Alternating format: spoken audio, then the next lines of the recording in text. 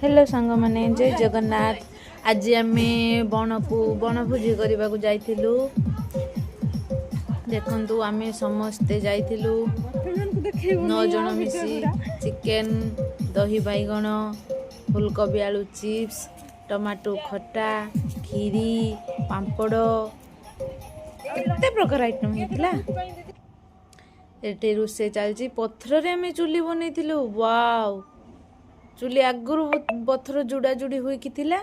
आमे ता भितर खाली काठ नेलु आरु घरू डीजेल टिके नहीं जाइलु संगे नियान लगेलु आरु भात बसैलु। तापरे फुलकोबी आलू चिप्स कलु खाइलु खेलिलु बुलिलु। सेठी पाख दे गोटे झरणा बही जाउथिला जे सेठू पानी आनिक रोषेई कलु। पूरा परिष्कार पानी। ये केंती खाउची केते स्पीड खाई दउची नहीं। एक्चुअली रे वीडियो रे स्पीड कर दिया जे से खाने दही बैगण दउतिली पांपड़ डाली खीरी केते कोन आइटम करथिलु।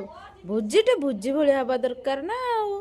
हे खट्टा आसी गला आउ ये गोटे पिल्ला कौन कहबी यार कथा। कुकुर को प्रपोज करूची से आरो कुकुरटे नाराज होला को से रागी जाउची। एपटे ए कुकुरटा मन दुख रे बसिची ताकू से काहे दउनी बोली से पुणी आ पाखक आसिले नेल ने